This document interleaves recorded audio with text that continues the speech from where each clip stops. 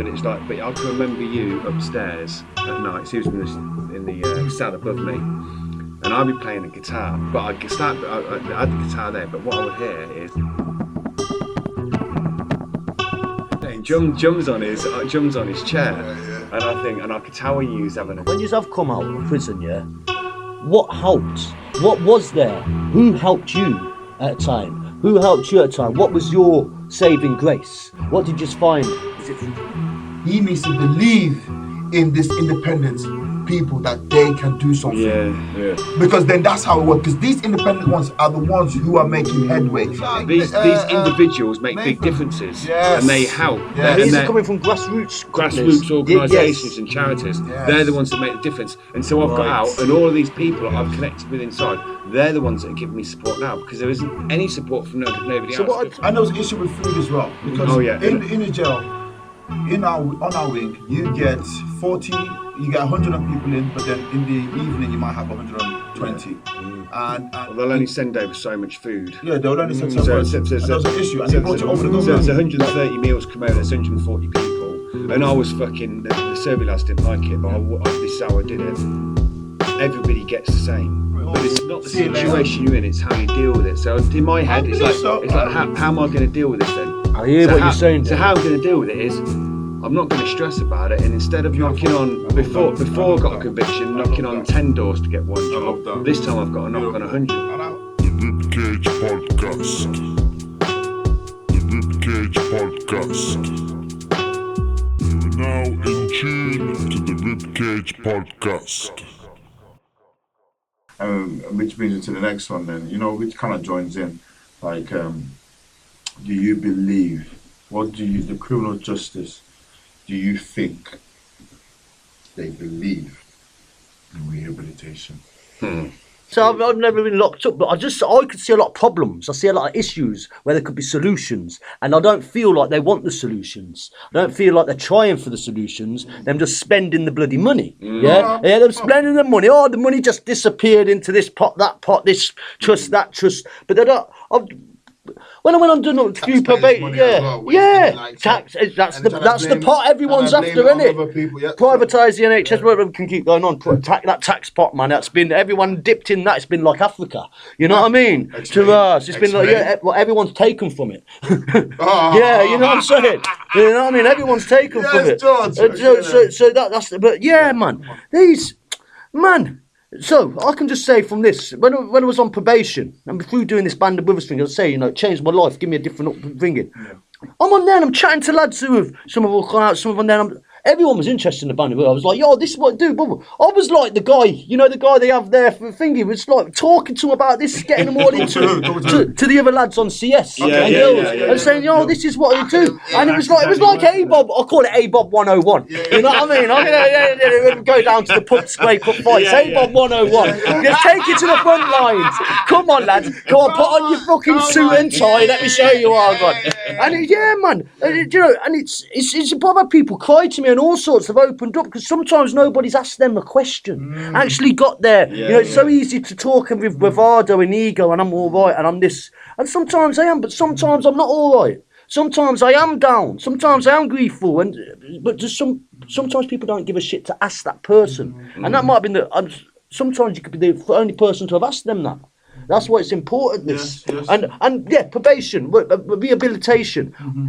It don't seem to be working, man.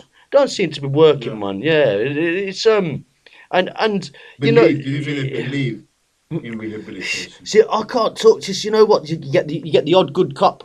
Yeah, and then they end up leaving. I had a cousin who went to be a copper. He was a copper for 3 years, and I was sort of shunned him a little bit. God bless his soul. Yeah, Simmons family in Birmingham, and he left because he noticed how corrupt it was, and he went back to being a driving instructor. And he coming from a family of work class family. Dad's quite good hard man. Shame, but beautiful. Yeah, beautiful. He's a beautiful guy as well. And he left because he realised how corrupt it was. How the system. I think it speaks for itself when they're talking about building loads of new prisons. So if you build, like I said, I've spent 7 years in prison. The last 14 months, I've been on remand in your prison, which I know really well. So I spent so much time there. Shout out to And Fitz. shout out to Fitzy. Yeah. Shout out to Fitz. And to fucking Rishi. and Brighton. Curtis Brighton. Yeah. But yeah, so I'd You seen. didn't say the officer's name. No Good, officer's name. just So after all this time in prison, this time I go back to Hull. It's bad. I'm thinking something's got to change here. I've got to do something.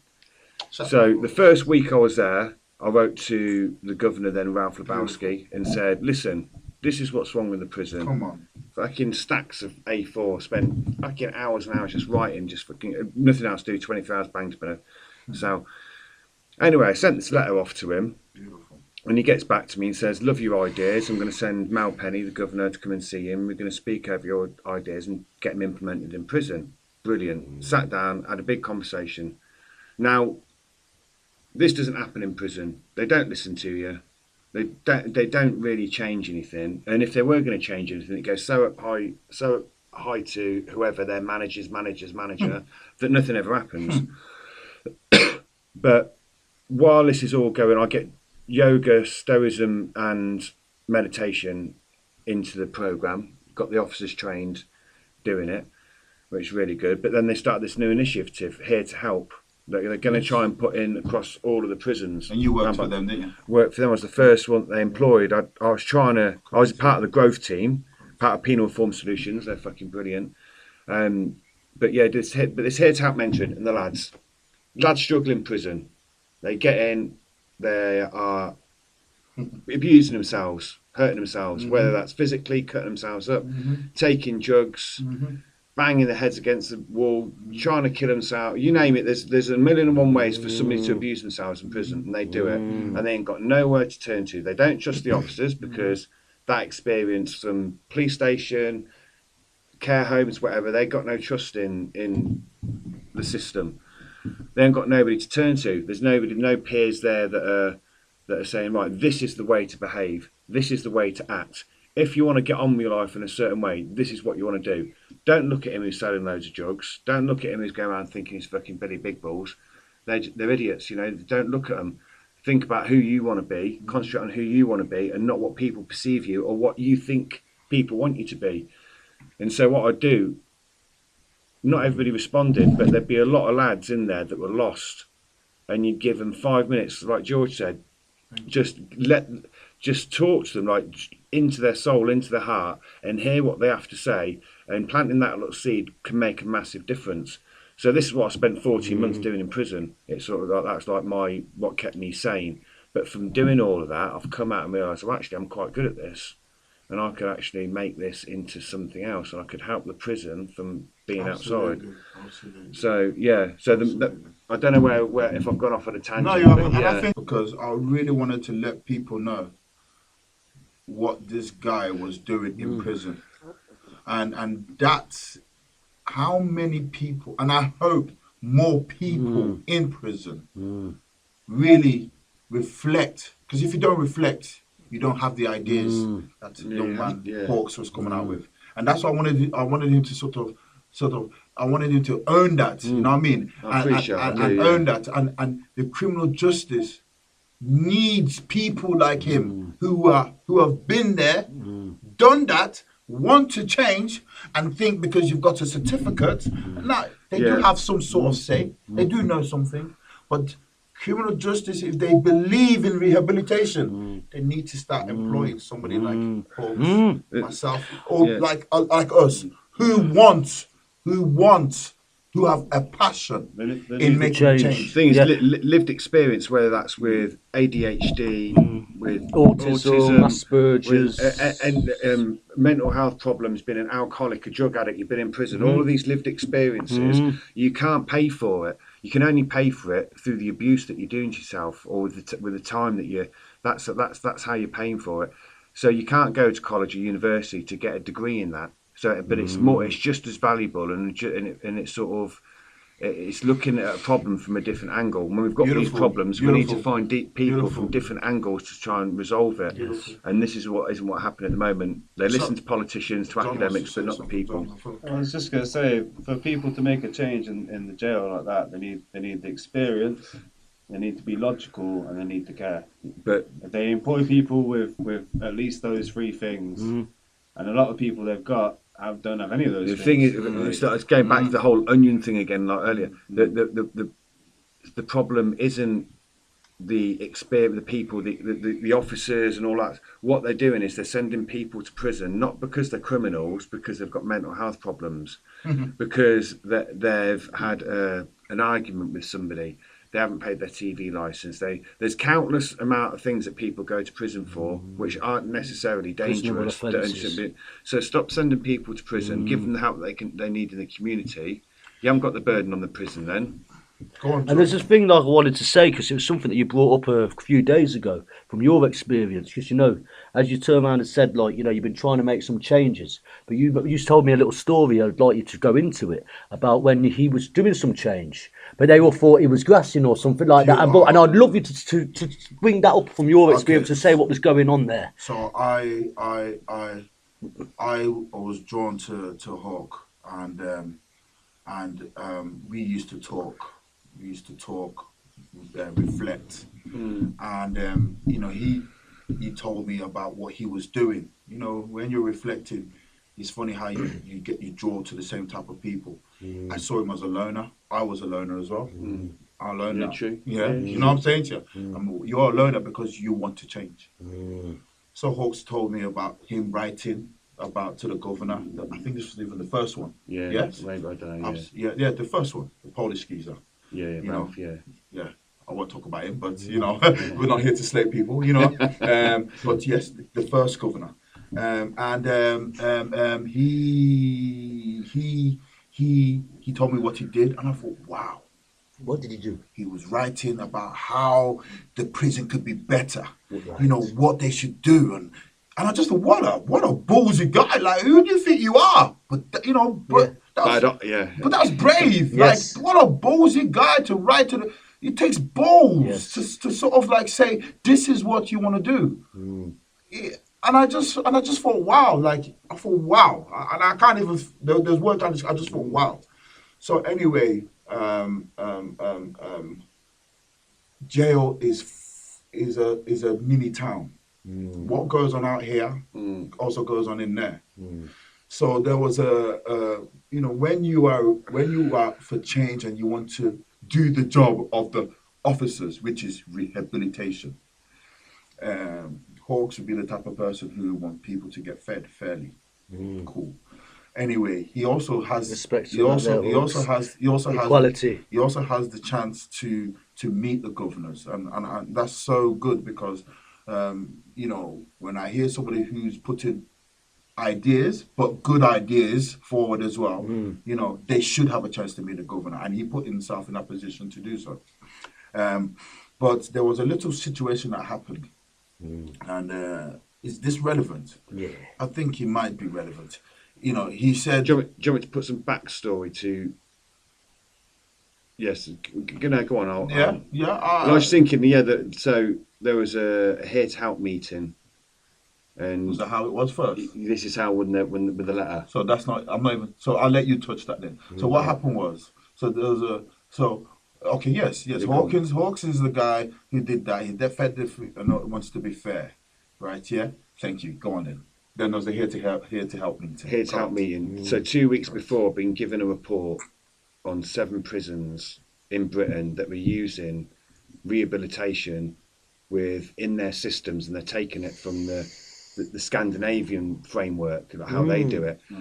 And it was a big book, and I got asked to read it. There, aren't they? Yeah, fucking amazing. I got asked to read it and write a report for the governor on it, and saying how stuff can be done in prison to implement it. So we have these here to help meetings once a week, and once a month the governor turns up. So I was at the meeting, and he turned up, and I gave him my report or letter on. But there's loads of things. It wasn't just on the.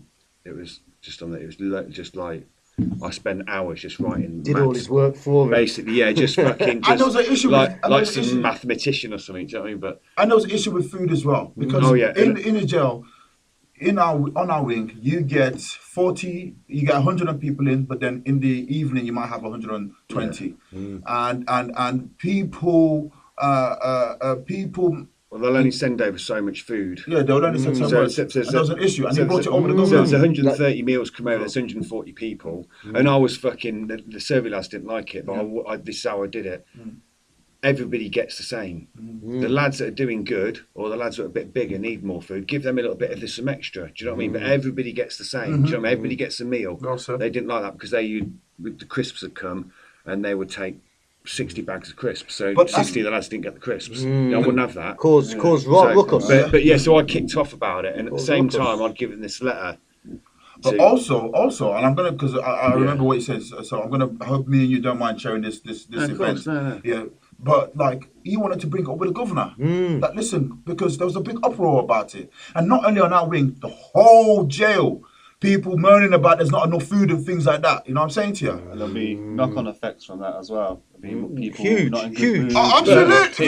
Look us, fucking Do you know what I did? I was there one time. Yeah, I said I wasn't gonna get banged up until you give me my food. Yeah. What I did, I went through every meal, causing issues. got the Causing calories for yes. everyone, and worked out that the lads per day were getting between 2,000 and 2,700 calories, when they should be getting between 3,000 and 3,500. You know, and that's how much that would be, putting it to and that them. would be Come with a normal meal. Come Now, on. if you're trying to get those meals spread out over more people, the meals get smaller. So lads are fucking hungry, and they're saying, "Can I have fucking?"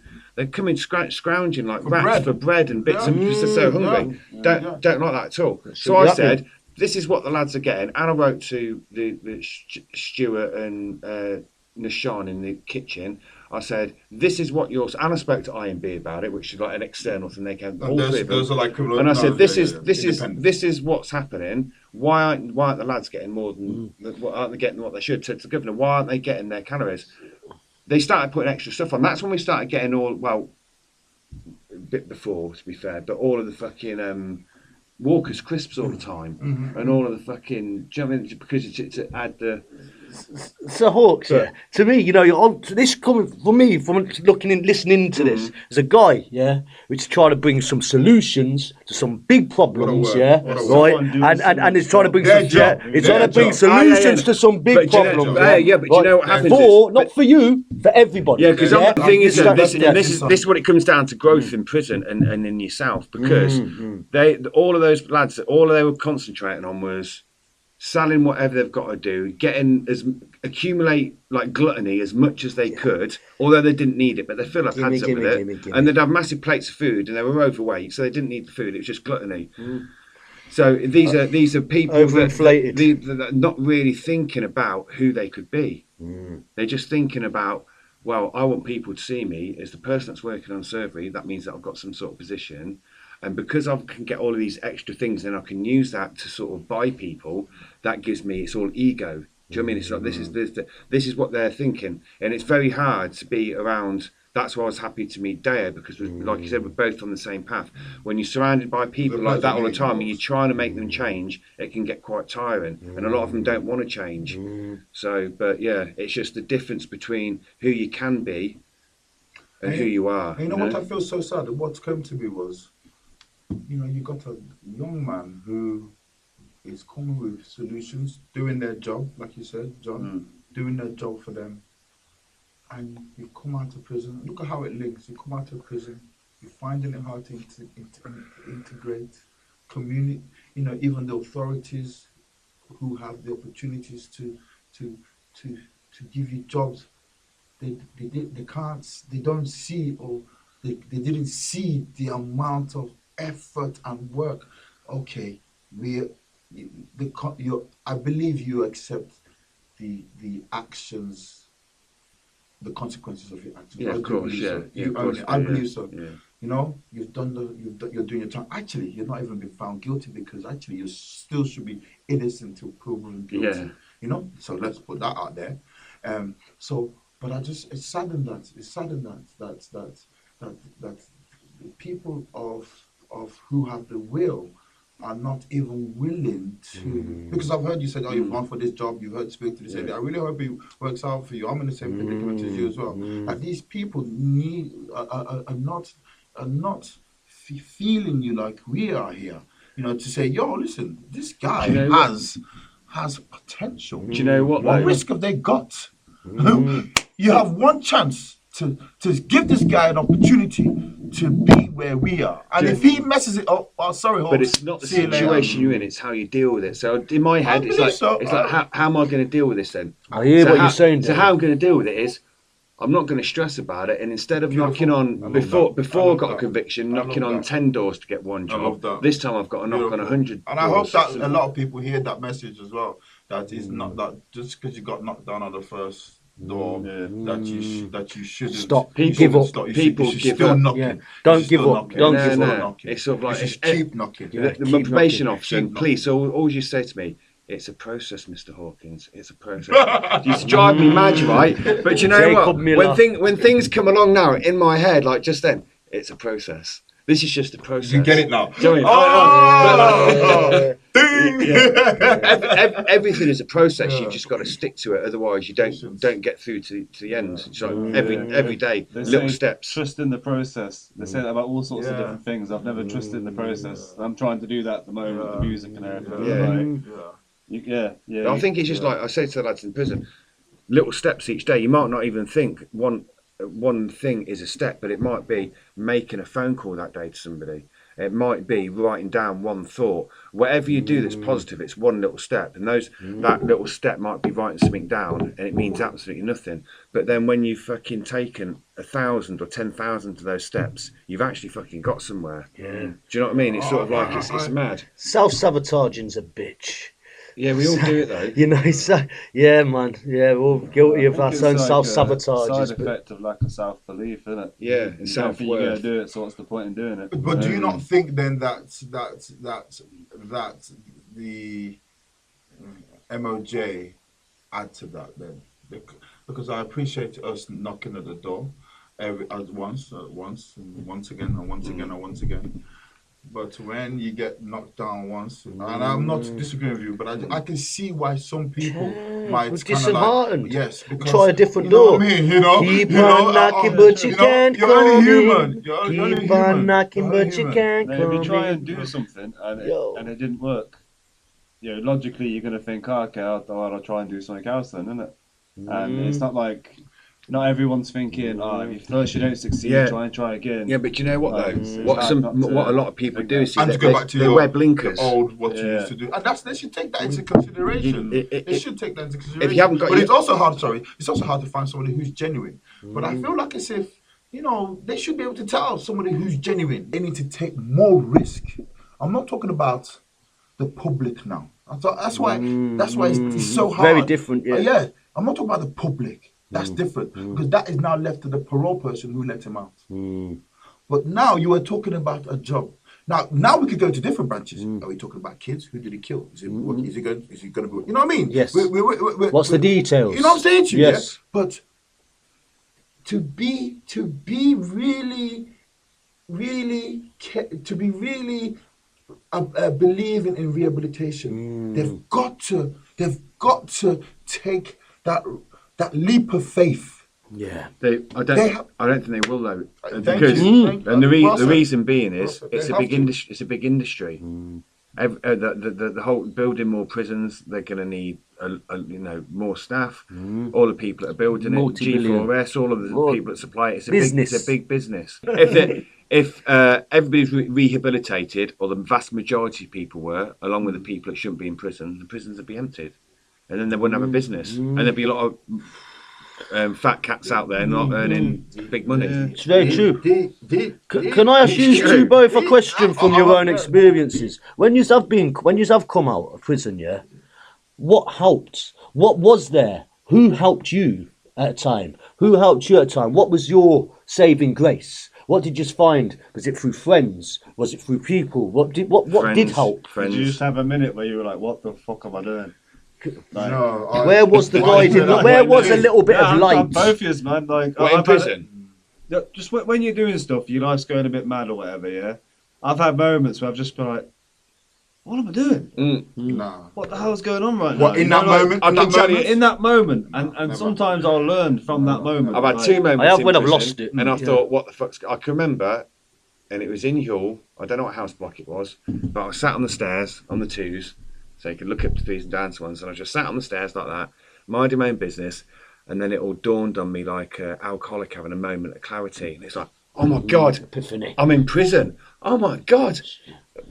What's going on? What am I? And I was like, I've been in prison fucking a couple of years or something. But all of a sudden it dawned on me.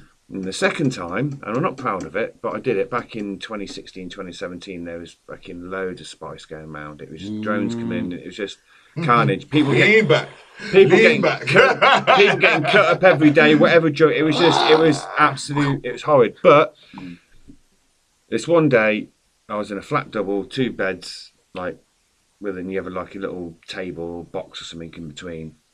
Some of these terms, by the way, you're going to have to describe. A flat double is a cell, and instead of them being bunk beds, the 2 beds that are on the floor. It's sort of like a privilege to get one of these. Yep. But they're shit, you know. It's like the blood bed and a bunk bed, blood. There's an argument about who's jumping on the top. To the small. Talking about you know what I mean? Come on now, my friend. Good for training the bunk bed. It was a Saturday afternoon. Don't look at it like that. Don't look at it like that. It was a Saturday afternoon. The chess set was on the table in the middle. Some geezer walks in with a roller spliff. True story. What it was, roller plus spliff. I don't think I even cared at the time, but regardless, when I smoked it, it was the strongest spice that I'd ever smoked in my life. And I lay down on the bed, feeling all fucking funny, and then when I got up, the chess set was there. He was there, and I looked at him, and he turned into this fucking like ogre thing. But although I was fucked out of my head, it was almost like I had the most clarity moment. It was like I knew exactly where I was, the moment, the space, the sounds and everything. It was like so bright and crisp and sharp. I was like, oh my God, what am I doing in my life? Like you said. That was the opposite trip, because it made you see reality. It was exactly what it was. You were already tripping, thinking, this is not perfectly normal. But it was almost like I was tripping, but then there was something in that trip that was the real me that was looking around going, fuck man, you're in some fucking fucked up place, you are. Look where you are, and the people, look at this geezer that you're sat opposite. Look, you got a chessboard there, and fucking the geezer wouldn't even know how to play chess. Look what's going on. Oh, look, someone just got cut up outside or fucking killed over from fucking smoking too much. You know, it was just a crazy place at the time. Filthy, dirty. Seen some of them videos on people on spice, and that scares the shit out of me, man. Turns a zombie. Yeah, but, you know, boy, that fentanyl, another thing as well, you know. But away from the drugs, yeah, I will go back to that question. When you both came out of prison, friends. What was your saving grace? What was them? Friends. What was the people like you. You've been there for me loads in the past. Who else in my life? Enough about me. Who else? Nick, good mate Nick. He was there for me. Lindsay. And what did they offer? What was the need? What was met? That's the thing. What need was met. They were just there. Didn't have to say nothing. Didn't need to comment on what I was saying. But they just accepted me as me in that space without any prejudgments. And that's, I think, what happens when you get out of prison. You get a lot of prejudgments, like we're going back to the work, or like we're going to people that you may have known years ago, or the courts or probation or whoever it is, the services that you're dealing with. They're all prejudging you, even if they say they're not. They are. They're risk assessing you and they're judging you. But to be around in an environment which actually that isn't a part of it at all, I think that's what helps more than anything. But it's very hard for men to be able to find that sort of environment because they're too vulnerable. They don't want vulnerable time as well. It's hard for a man to admit or say the vulnerable. Thing is, you can see because it's not you don't seem divided. How about yourself, by the way? What was your saving grace in times? Was it? First of all, I'm going to give thanks to the Lord Jesus Christ. Amen. Lord Jesus. Yes, definitely. He was the turning point for me. When did you say? Would you say that you found Easter, Jesus? Easter. Anybody else to be that? I always used to laugh and tell myself it's quite easy for me. Easter 2024. Was it Easter 2024? Was it this year? Was it this year? See, because I can tell you I'm man of faith. I thought you've been, for a long time. Because I can feel the strength to what you say, and you believe and you say it. Easter 24. Wow. What happened? How come? Yeah. What in particular? Was it like a moment of clarity, like he was saying? Were you like in church and you just like, do you know what? Yeah. What was the particular? I've tried to answer this really well in the sense of I was asked to do a poem. I was asked to do a poem, and it was about Easter, as an Easter poem. You said Jesus was put into prison. I was put into prison. Jesus was wrongfully prosecuted. I was wrongfully prosecuted. For this sentence, anyway. Yeah. I was wrongfully prosecuted. And this guy did not hate the people who were prosecuting him, slandering him. Forgive them, for they know what they do. I was just amazed by how he did that. So that led me into reading the Bible and a lot of the things that the world suffer from, mental health, owning your actions. It helped me. I read it in the Bible, and I accept what I do, what I have done. I accept what I have done. I was a drug dealer. Absolutely. I was naughty. So it's accepting it and not blaming anybody else. What made you come to that realisation then? It was reading the Bible. I really can't explain. It's a powerful book. Some powerful people, book. you know, once somebody said that if you want to read a horror story, a grimy story, cutthroat story, love story, all that, it's all in the Bible. Do you know what? And I'm going to say this. I went to, so there's Reverend Richard. He was, because I'm Shout out to Reverend Pagan, Richard. amazing guy. Amazing. Shout out to Reverend Helped me Richard. out so much. Go on, Reverend Richard. Hill Church. Hill Church. Reverend Rich. Rev Rich. Yeah, Rev So, Rich. And what's the lady's name as well? Shout out to her as well. Decita. Decita. Yes. Wow, that's a nice So, name. That's a nice name. yeah, so I didn't go down to the Christian services because I'm not Christian, but I always used to say to you. Richard asked me to come down and play a couple of songs for Black History Month in the October. So I did that, and then I came down to one church thing to play guitar for them while they were doing their hymns.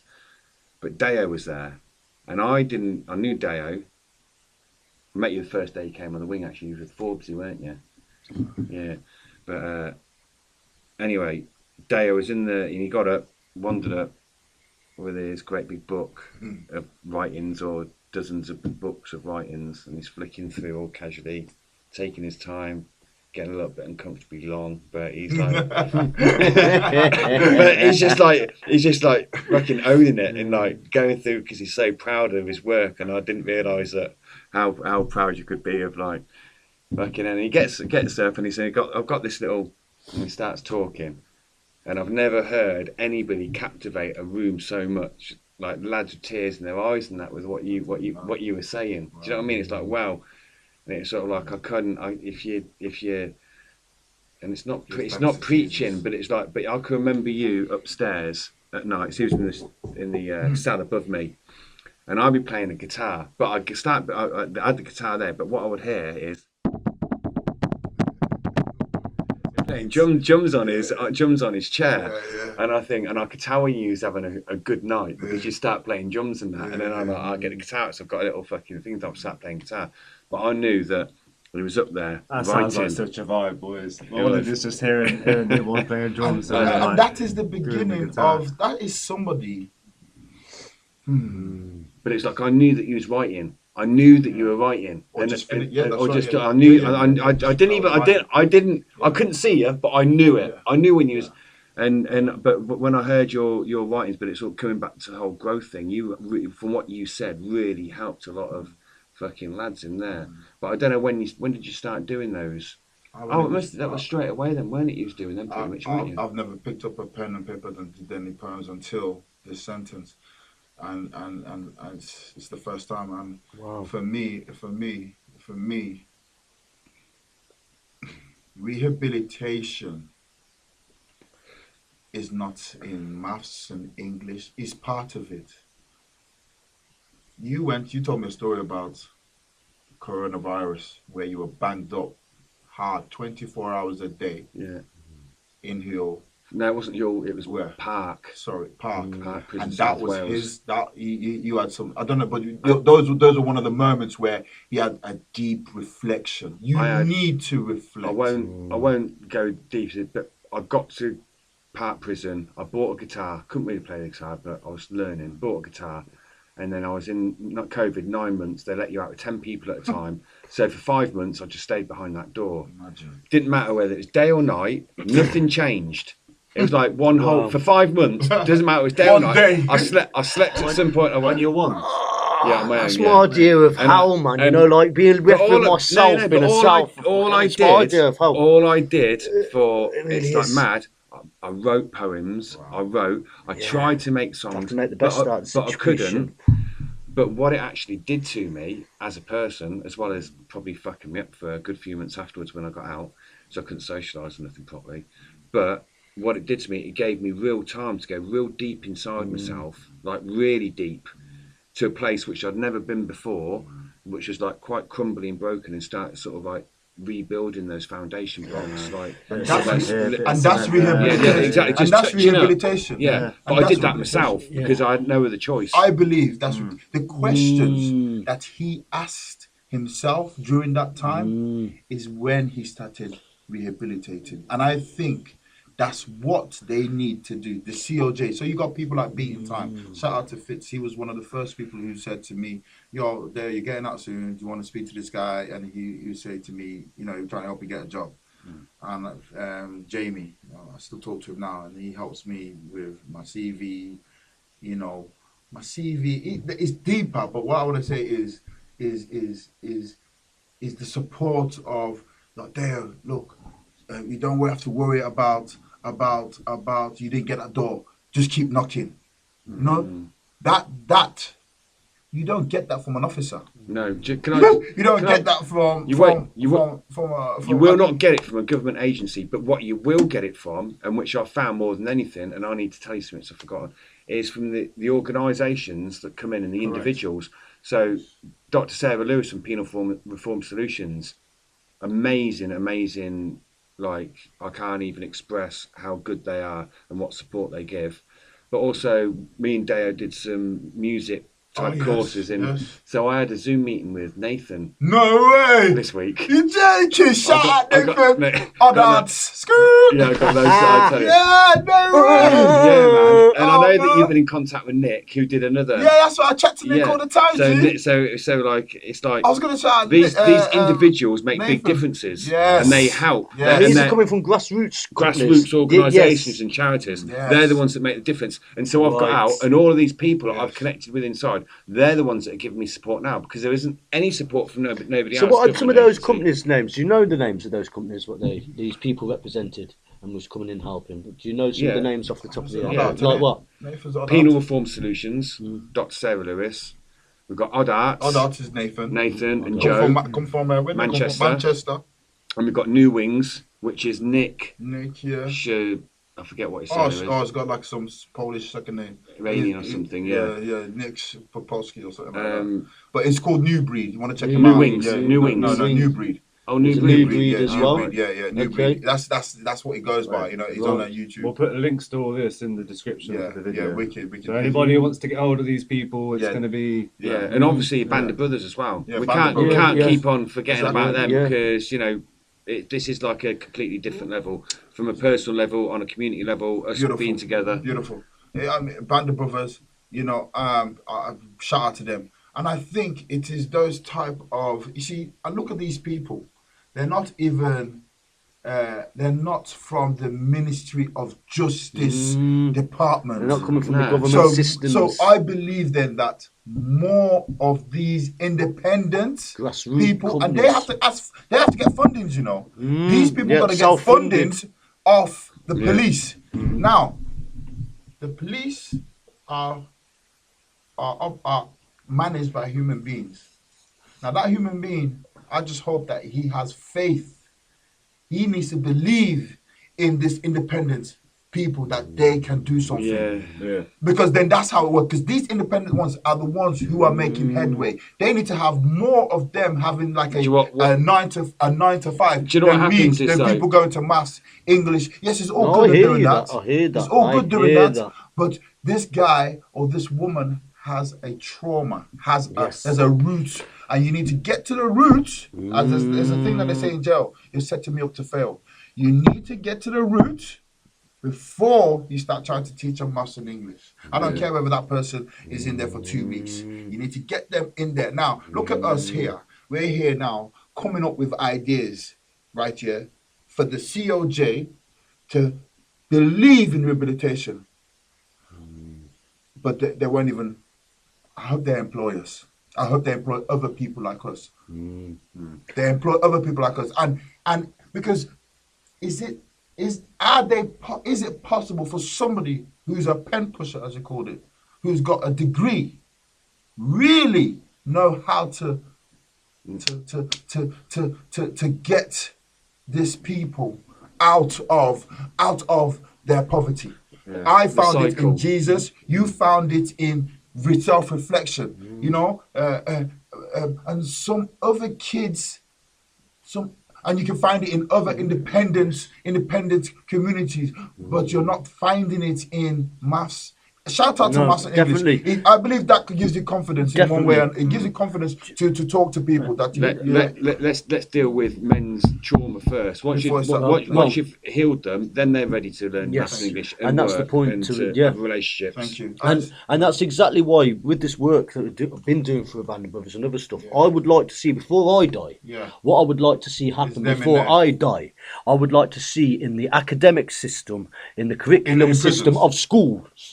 Of schools, even primary schools. I would like. So you see how they got that cartoon, Mr. Angry, Mr. Thingy, and all they talk about, like not the Mr. Men, but you know. But so basically, this stuff what we do in the Band of Brothers, Carl Jungian archetypes, talks about our emotions, our anger, our fear, our joy, our love, our grief. So if we can teach this to the kids, so they understand about human. Oh, well, you know, he's got autism here, so he's a little bit things. So they start to understand what's going on, and they will, because kids are quick. They're quick, man. They're geniuses. They're sponges. Well. If we teach them, they can then. We can look after ourselves. Basically, you'll have a kid, a girl go up to a thing and say, "Don't hit him," and it'd be like an angel stopping in the way and stopping that lad kid and stabbing him, because somebody sees that they can make a difference, they can change, and they can bring back that human stuff that we've got inside of us. It's not all dark. That we've lost. Some people have lost. Yes, because it's been glamorized to us, the desensitization of violence, sexualization, and they're sexualizing everybody for all this stuff and everything. You know, food standing cock has no conscience, as a Jamaican saying. You know, all this stuff's been going on, and it's just been left. All this stuff about Diddy and all this stuff going on. People knew about that years. I knew that when I was 17, 18. Everyone knew that. When I heard his name was Puff Daddy. But on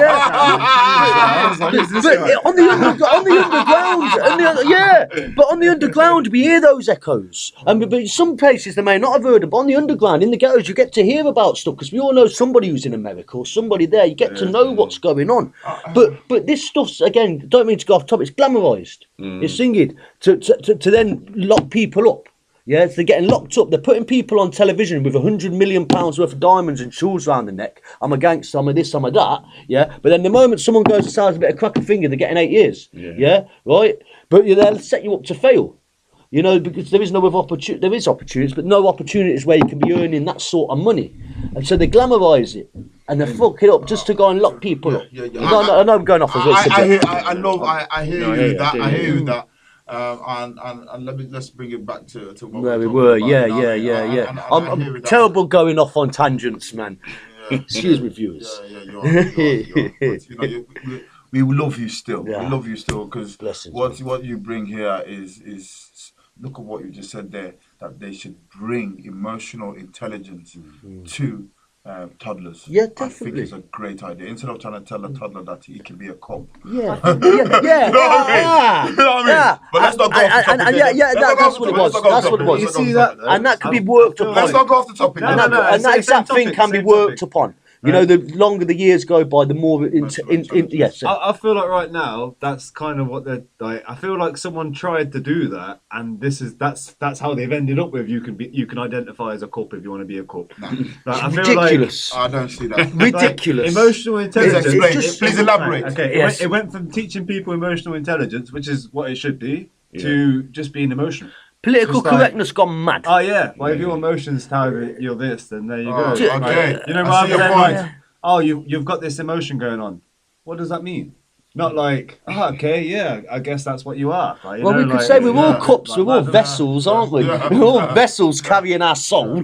You know what I mean? But yeah. Yeah, I think you're right. Confusion. Let's bring it in. Let's bring Yeah, it in. yeah. Bring it in. And, again, I love all the comments the comments that you brought into it. You know what I mean? So you know, this is, and I hope that you know people can relate to what we're saying. I mean, It's The about- logic, that's not necessarily with the passion. I'd like to learn from you men on how you conduct yourself. I get quite irate and I've done it all my life. Like Tigger. But you know, I'm just try and slow down, talk a bit more quiet, but not quite, a bit more slower. so More points. So I can learn that from men like yourself. So it brings me to, I think, a lovely ending point. Then. I think it's about time for an ending point. I think Well, we've reached the... No. I'm going where the spirit goes. I'm going where the spirit goes, and I feel like it would be lovely to end on this note. Go on. Folks, are you happy? I'm happier now than I've been in 20 years.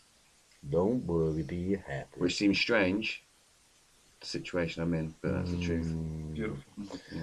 Beautiful. George. I gotta say, you do look happier to when I last seen you. Know, there has been a change in you, man. Yeah, From yeah. when you was last come out, when last seen you, Yeah, to when you, I know, there was a yeah. massive change. And I hope you get to get this quest out the way, man, coming up on October. Yeah. So I know that'll do so much, and yourself there. You're on the quest. Come on, man. You're on the quest. Yes. You're on the quest, man. Yeah, come on. That makes me happy. Are you going? I'm them, yeah. That makes me happy. John, don't feel John, like that, but John. you can come if you want. Love my brother. Yeah, on to the A-Bar. Come to Meeting on A-Bar. Monday. George. What are makes you- me are happy? you happy? Am I What happy? makes you happy? And are you happy? Yeah. Beautiful. I'm grateful. I'm grateful more now than I've ever been. Even though I wouldn't say I'm happy-ish. I'm happy enough. I could be happier, but then also I could be more grateful. So, what makes me happy? Okay, I'd say it's a double-edged string for me, right? My biggest grief is my biggest happiness, right? I don't get to see my son, right? And you know, he's my biggest, bestest achievement. He is everything in me and better, and in his mum. And even though me and his mum never really got on, we did get on. We loved each other. We were first love. So but we were both very passionate, fiery people. And we all had to learn to grow up. And unfortunately, it's happened. I've had to learn to grow up in the absence of my son. Not having my son there, but I would not be the man I am now if I didn't go through not being able to see him and having all of that turmoil and anger and victim and why me and to then come to let go, forgive, and I've had to learn to forgive her, and so I'm happy that I am the man I am now, and I'm not carrying all of that. Or that's there. It's just a pilot light. Before it was an inferno, which always used to I'm with flow you, over. and I think, in many ways, maybe that's why we connected so well. I feel exactly the same. All the trauma that I've been through in regards to my children, and not seeing them exactly the same as you, and the turbulent time of their ex-partners, it's moulded me into the person I am now. And without that happening, I would have been half the man that I am now. So what you know, you can look at it as a bad thing. Been through, you haven't got your kids and all that sort of thing. But what you gain from it, if you use your time correctly and you're thinking correctly in your actions, you can get so much more out of it. And when your kids do eventually come to see you, you're even twice the man that you ever were. And I was a twat. I was a twat then. I'm not. You know, I'm still can be a twat now. But I was a twat.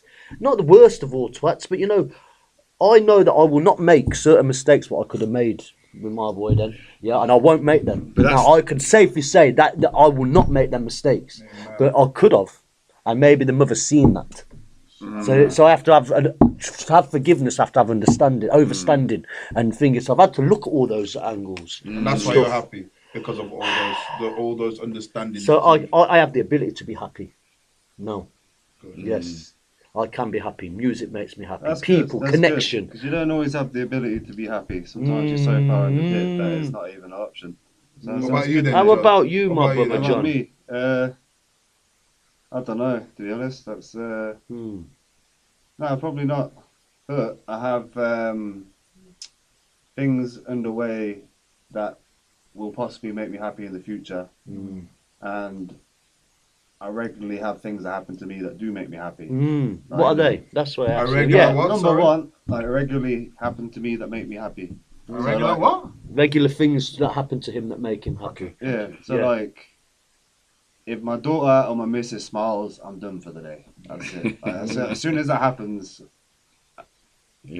what else do I need to do that day? Exactly. That's Your good. queen and your princess. Yeah. As soon as that happens, that brightens up my day.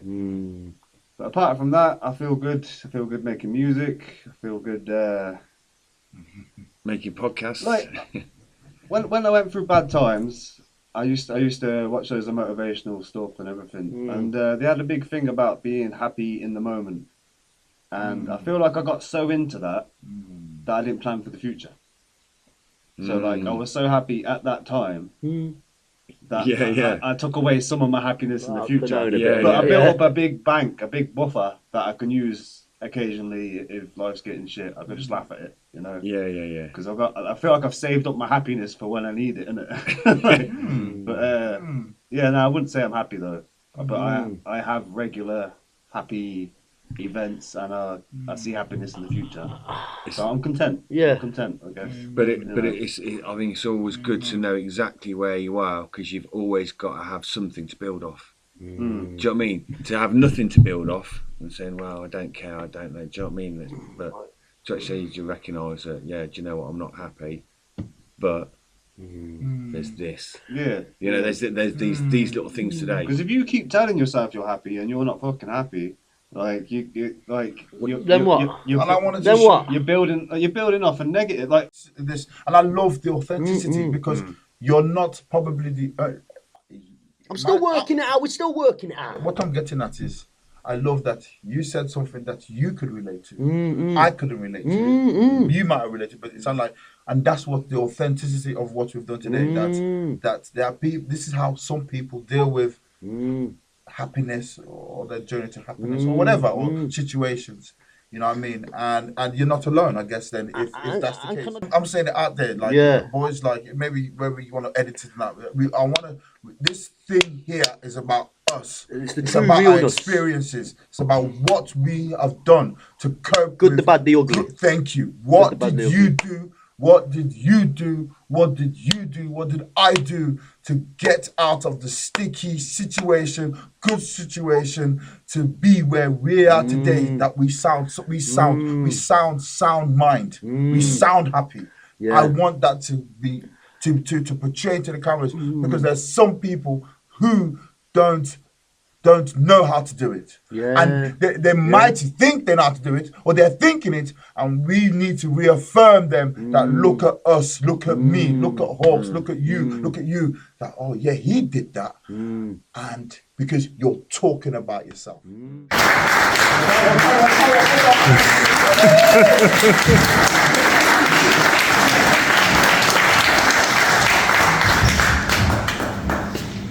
Lovely.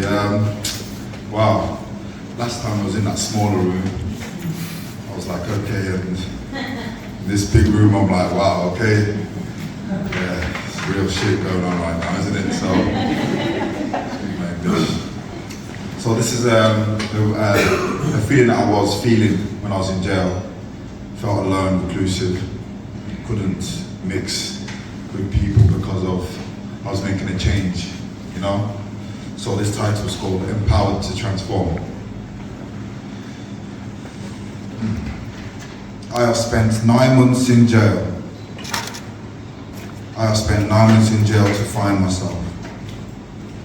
I have spent 9 months in jail to know myself. I have spent 9 months in jail to rehabilitate myself. I have spent 9 months to change. I have spent 9 months in jail to transform. I have spent 9 months to know that your subsequent words isn't the battle.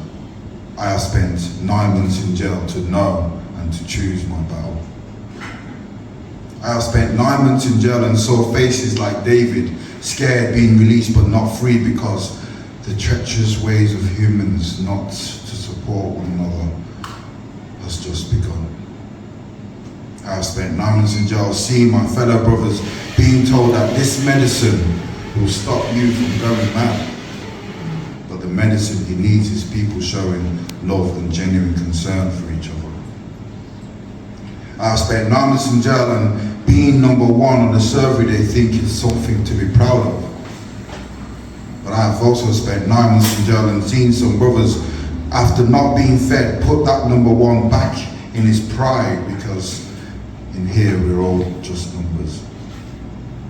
I have spent 9 months in jail and met some amazing people like mathematicians, artists, people with amazing strengths in the gym, chess players taking care of our elders like Ivan, singers like Hawkins, and mentors like my YG, who I call Sleeping. And he said he started off meditating, probably thinking about his mistakes and how it will be different when he gets out. But he was gone with the wind. I have spent 9 months in jail and met an amazing English teacher. Her name was CJ, who at first I thought, what a bitchy black bitch. But my mindset is changing. And now I'm not buying into their narrative of my people and was glad that I was in her class. I have spent 9 months in jail and I asked God to be my father and my friend. I have spent 9 months in jail to see that God has always been my father and my friend. Praise be to Jesus. Praise be to God. Thank you, God. I have spent 9 months in jail and Reverend Rich has empowered, inspired, and showed me that I shouldn't be scared to listen to the word of God. I have spent 9 months in jail and now I am free standing here in front of you guys. I hope and pray that I will not be like Calvin. I'm ready to show God, my wife, my kids, what and who I can be, and I pray so should he. I have spent 9 months in jail, and today is the first day that I don't care what he or she thinks about me, which will stand me in good stead for my mission ahead. I have spent 9 months in jail, and I wouldn't swap it for the last 45 years of me. I have spent 9 months in jail, and I am transformed. I am free.